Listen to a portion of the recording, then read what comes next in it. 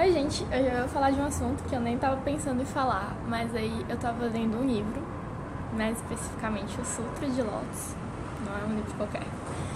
É um sutra budista, no caso, que eu sigo, que eu já comentei com vocês. E por que veio esse tema? O tema de hoje, então, que eu vou falar é Deus não morreu. E assim, pode parecer clichê, mas eu vou ler um trecho de uma coisa que eu encontrei muito interessante, que vocês vão entender por que eu tô abordando isso. E assim, essa frase é uma frase de Nietzsche, né? Deus morreu, que tem sido muito disseminada e até foi bastante descontextualizada da obra do próprio Nietzsche. E as pessoas compartilham, comentam, não sei o que lá, e teve até o filme falando sobre isso. Deus não morreu. E aí, eu tava lendo um livro, esse sutra budista, e eu achei incrível a resposta para essa pergunta. Só que assim, a coisa mais extraordinária é que esse sutra surgiu muito antes desse livro do Nietzsche, dessa frase, dessa colocação de que Deus havia morrido. É um sutra muito antigo, antes de Cristo até, né? Então, e tem uma resposta assim muito louca sobre isso. Assim, eu achei muito em cima disso. E assim, e vai em cima também de outras coisas que existem, alguns até budistas que falam meio diferente sobre o Nirvana também. E é muito interessante, eu vou ler pra vocês.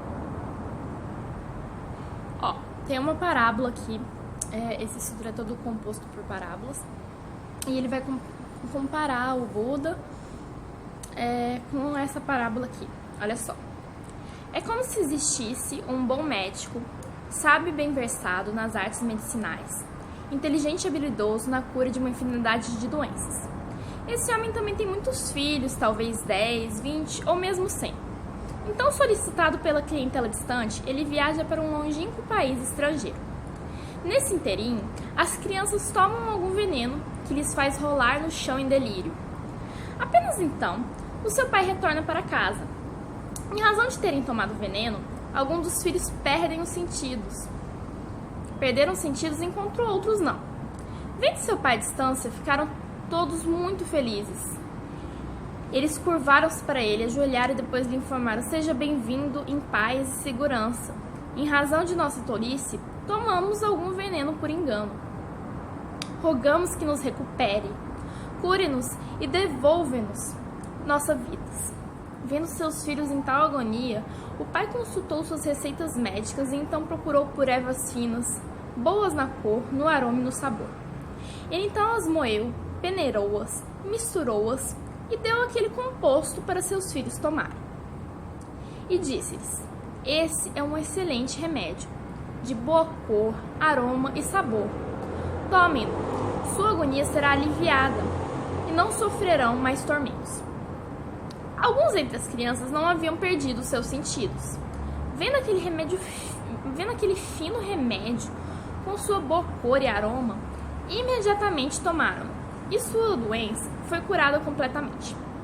Embora os outros, que haviam perdido seus sentidos, tenham se alegrado com a chegada do pai, tendo indagado sobre o seu bem-estar e procurado a cura para sua enfermidade, recusaram-se a tomar o remédio.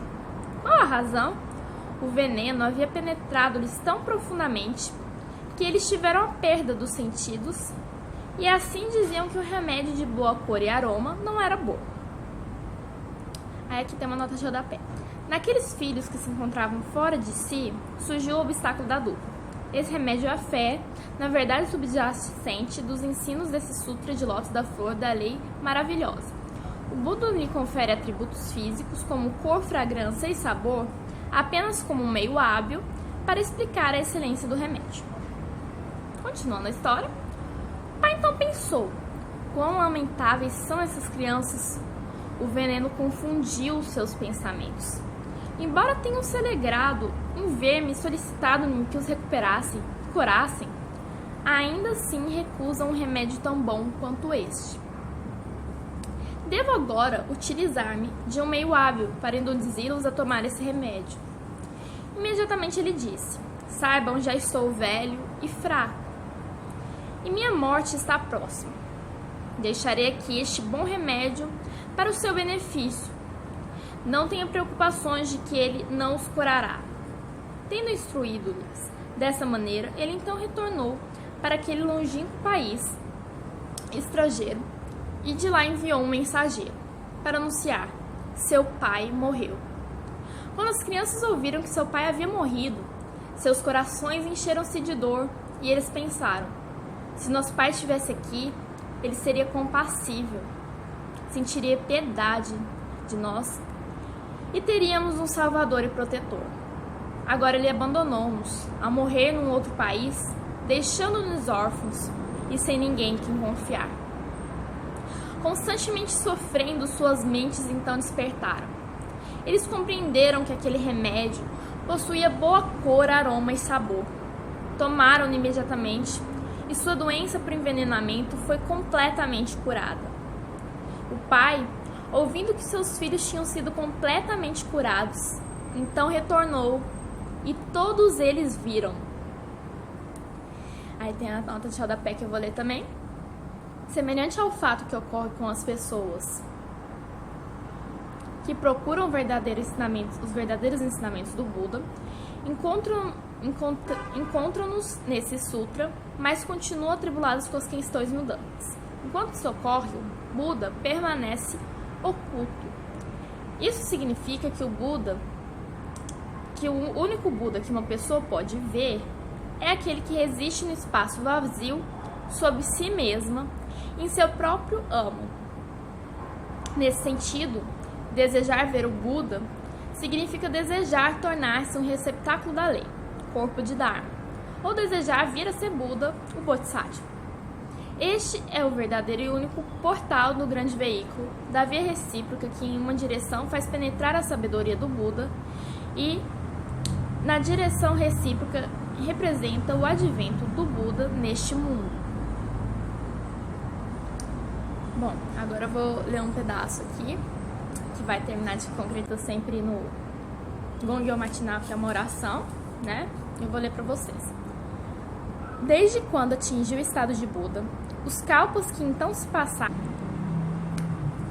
Desde que atingiu o estado de Buda, os kalpas que então se passaram são em números de ilimitadas centenas de milhares de milhares de cotes. Desde então eu tenho pregado a lei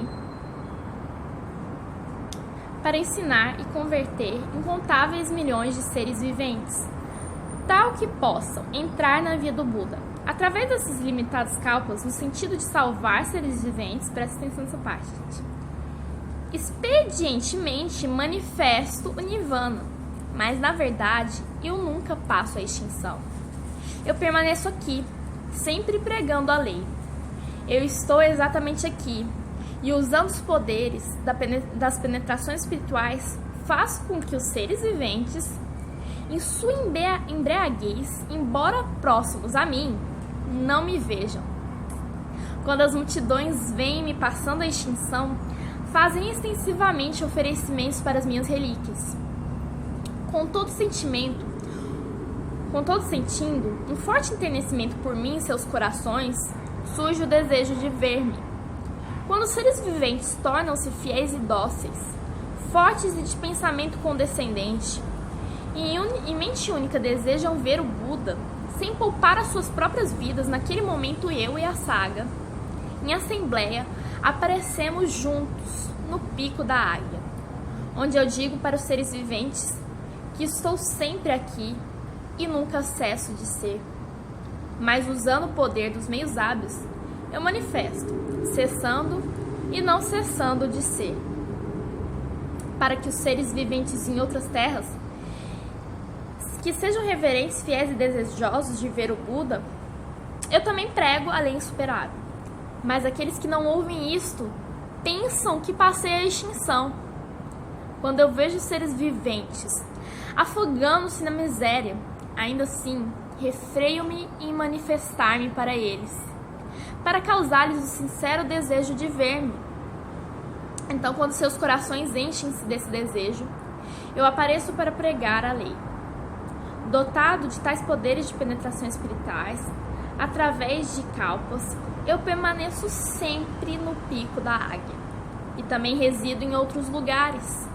Enquanto os seres veem o final do kalpa e tudo ser consumido pelo grande fogo, minha terra está em paz e segurança, sempre repleta de seres celestiais e humanos, jardins e bosques,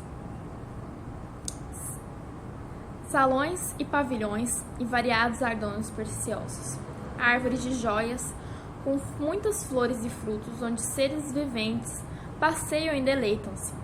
Seres celestiais tocam tambores celestiais, constantemente fazendo vários tipos de música. E flores de mandarava são espalhadas sobre o Buda e a grande assembleia. É isso, gente. Eu espero que vocês tenham entendido o que eu quis dizer, o que eu senti em relação a isso, mas eu achei uma resposta muito foda. E...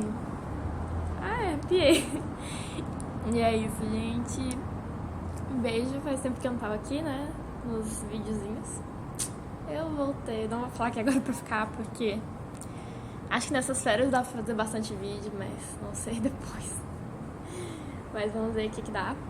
Um grande beijo. E espero que vocês assistam. Espero que algumas pessoas assistam. Que alguém assista até o final. Quem assistiu? Obrigada, dá um joinha, compartilha, segue.